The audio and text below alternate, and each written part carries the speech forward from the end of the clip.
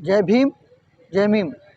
मैं अबरार हुसैन आज़ाद Charminar assembly constituency से मैं बहुजन समाज पार्टी का उम्मीदवार हूं और हमारी डोर टू डोर कैंपेनिंग और शख्सी मुलाकातों का सिलसिला जारी है।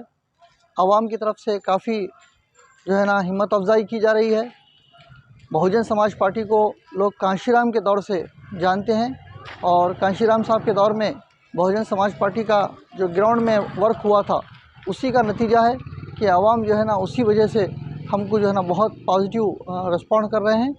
अब रही बात तेलंगाना में सियासी हालात के और मौजूदा हुकूमत की बौखलाहट की कई शक्लें सामने आ रही हैं, जैसे कि इस रियासत के वज़ीर दाखिला जो अपनी ज़बान से जिस तरह के अल्फाज अदा कर रहे हैं और फिर सिलसिलेवारी वो अपनी बात को झुटलाने के लिए नत नए अंदाज में अपनी गुफ्तगू कर रहे हैं।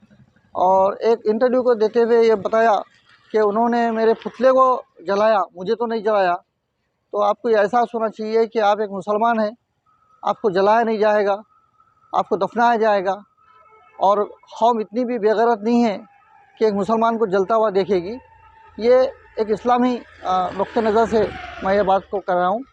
और रही बात आपने जिस तरह हज़रत उमर रज़ियल्लाहु अन्हु के दौर को जोड़ने की कोशिश की, फिर उसके बाद में मीडिया पर उसकी ज़िम्मेदारी आयद कर दी कि उन्होंने उस क्लिप को निकाल दिया। और फिर एक इंटरव्यू में आपने ऐसी माफ़ी के अंदाज़ में और इसी मक्काराना हंसी के साथ में आप ऐसी वजाहती अंदाज़ में गुफ्तगू किए। ये तमाम ये आपका दिवालियापन का अंदाज़ा लग रहा है कि आप इस वक्त भोगलाहट का शिकार हो गए हैं और आपको इस बात का कभी अंदाज़ा हो गया है कि टीआरएस पार्टी बीआरएस पार्टी इस वक्त में अपना मुकाम और मर्तबा खो देंगी। और उसी का नतीजा ये है कि वज़ीर आज़म वज़ीर आला केसीआर के फ़र्जंद केटी रामाराव भी ज़बान दराज़ी कर रहे हैं। वो भगवानों से और अल्लाह से लड़ने की बात कर रहे हैं और वो ये बात करते हैं कि केसीआर जैसे ही हुक्मरान के दौर में अज़ान सुनाई देगी, लाउड स्पीकर में सुनाई देगी और उसके बाद के दौर में अज़ान सुनाई नहीं देगी। ये तमाम बातें मैं इसका खुलासा नहीं करूँगा, बस मैं ये बातों से इस बात का अंदाज़ा करता हूँ कि यहाँ पे ये बिलखुसूस टीआरएस पार्टी बीआरएस पार्टी भोगलाहट का शिकार है।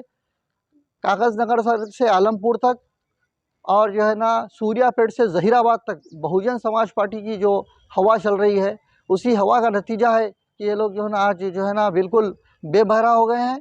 Doctor R S. परवीन कुमार की तेलंगाना की बागडोर संभालना तमाम सियासी जमातों के लिए हलचल का मौजू बना हुआ है।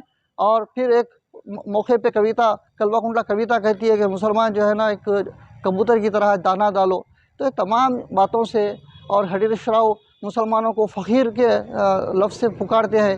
तो ये तमाम बातों को और के चंद्रशेखर राव मुसलमानों को बोलते हैं कि भाई बैठो तुम्हारे बाप को बोलेंगे। तो हम ये जानना चाहते हैं क्या मुस्लिम कौम इतनी बेगैरत हो गई है कि इनके धुतकारने के बावजूद भी इनके साथ में हम अपना वफादारियाँ बरकरार रखेंगे और हमारे साथ में जो नाइंसाफ़ियाँ हो रही हैं उसके बावजूद भी हम इनको दोबारा मौका देंगे। तो इस वक्त में गौर करने की बात है। एक सियासी ताकत के तौर पे तेलंगाना में Bahujan Samaj party doctor R S. Parveen Kumar साहब की क़यादत में जो एक साबिक़ा आईपीएस है वो आज हमारे अवाम के दरमियान है। मैं तमाम लोगों को बिलखुसूस हल्का असम्बली चारमीनार की आवाम से मैं दरख्वास्त करता हूँ और मैं ख्वाहिश करता हूँ कि वो मुझे अपने कीमती वोट से नवाजें और बेहतर से बेहतर मुझे काम करने का मौका दे।